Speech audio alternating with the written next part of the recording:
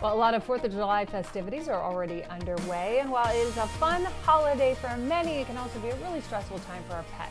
Yeah, between the fireworks, backyard barbecues, and people coming and going, we know that there are a few things that pet owners can do to keep their dogs safe, especially during the 4th of July holiday season. Joining us is Greg DiPietro from Dog Training Elite LA. Thank you for being here, because this is, I think, so many of us love our pets. We love our dogs, and this is a very tough time for them, 4th of July especially. Why is the holiday? I mean, there's some obvious reasons, but I want you to really go into it. Why is the 4th of July so hard for our pets? Well, first of all, dogs hear at least 4 times more sensitive than we do. So something that could be a little bit loud or annoying to us could feel like an outright assault to a dog. So not only that, their hearing can be damaged from the loud noise. They can be traumatized and triggered into bolting. Their flight instinct can be triggered. Even a dog that might not normally run away might run away. By the way, this is Johnny. This is Johnny. Johnny's the cutest. How old's Johnny? Johnny just turned 16. Oh, wow. Johnny's an old man. But Yeah. we love Johnny. Thank you, yeah. Johnny. So if you are the pet owner, if you're the owner of a dog who gets anxious, it's just, shaking every time a firework goes off. It's just, it's hard for the owner too to watch your pet suffer.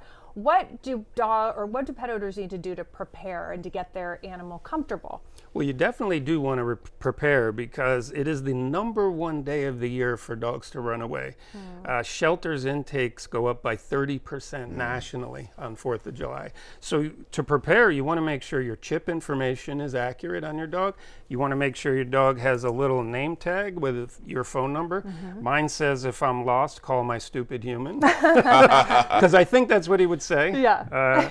But at the very least, you want to have a tag. You want to prepare your home with like a quiet area. So there's a lot of things we can go into more details, but basically making sure your pet can be found if a gate is left open by a guest, that's something you wouldn't expect your dog to run, they can run, and you want to be able to find them and track them down. That's definitely. And I'd say do it today. I'm already hearing fireworks go off in my neighborhood. Plus the World Cup. A lot of people are setting off fireworks then, so don't wait. So let's say you know it's going to be a harrowing time for your dog. You know that's coming. But let's say your dog, he or she is fine until they start. And then they start to panic. Is there anything you can do in that moment? In that moment, you don't want to over coddle the dog. We can tend to go, "Oh, poor thing," right? I would say that's like the most likely thing. Right, and that's not what you want to do, because what you're doing is reinforcing and validating their fear.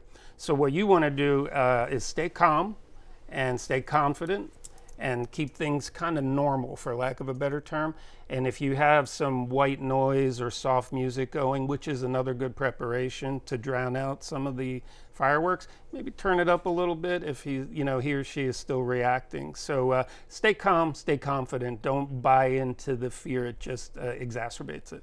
Is this something that you can prepare for with your dog maybe ahead of time? I feel like now it's probably too late for dog owners there, but is there something that they can do to prepare for next 4th of July? And how far in advance should they maybe get a trainer? Right. Well, there's a couple of things you could do even now for this 4th of July, maybe desensitizing. So you can even download some firework sounds from the internet and play it at a low volume, and then slowly bring it up while doing nice things and giving treats, and just bring the volume up a little by little, and you're kind of desensitizing them. So even doing that now a couple days before over the next would couple still of make days. a difference. Yeah. That's great. I've heard of people actually giving their pets drugs to knock them out. Is that like from the vet? I mean, is that something that's advised only under the proper, guidance from a vet, or what are your thoughts on that? Absolutely. Never give a dog any medication without your vet. And I'm not a vet, so I'm not going to say that. If your vet thinks it's good for your dog's anxiety, then maybe that's the best case. Generally, though, good preparation. Nothing prepares a dog better than professional training. That gives a dog confidence. It relieves anxiety and stress to be in a structured environment with a strong leader, which should be the human. So tell us more about Dog Training Elite LA, what you guys do. Dog Training Elite LA, we specialize in high quality professional training. We do it privately. We go to the client's home and work with them and their dog.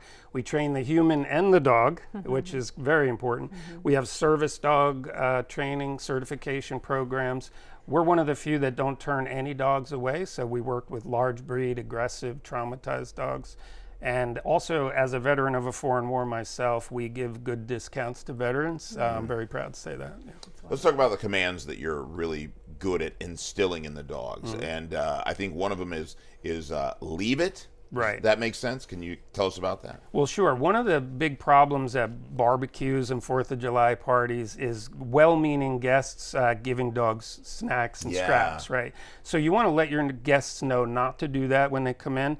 Even hanging a little sign where the food is helpful. Don't feed the dog. Some people just don't know things like onions and garlic and all grapes, even chocolate, are really bad for dogs.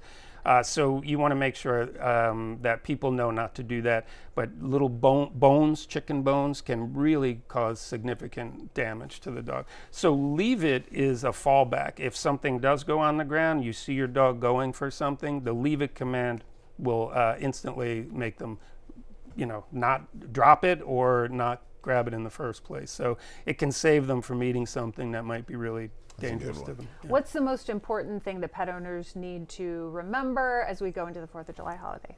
Well, just remember that it's really fun for you, but it's traumatizing for your dog. So they generally want to be inside. Don't forget to shut the windows. Again, white noise or soft music can really help them. But remember, though, even a dog that's not prone to running away can bolt during fireworks. So you just always make sure gates are closed, make sure your guests understand what's going on, and pay attention to your dog. There should be maybe a designated person to watch your dog. The command you gave earlier that you're telling us about, the leave it, I thought that was very helpful. Is that something that they need a professional to instill in their dog, or is that something anybody can teach their dog? I think anybody could practice it, but our techniques are very effective. So, I mean, there's just nothing comes close to professional dog training, in my opinion. But there are things at the very least you can practice and go over so your dog at least recognizes the command, yeah. Thank you so much for your information. Very helpful. Once again, our friends at Dog Training Elite LA have so many safety tips, and you can get more information on how you can book a free evaluation visit. You can head to their website, dogtrainingelite.com/Los Angeles. You can also follow them on social media. Greg DePietro, thanks for being here, man. And Johnny. My pleasure. And Very Johnny. good. Johnny's so chill. I love Very Johnny. Bye, Johnny. We'll be right back. Hi, Johnny.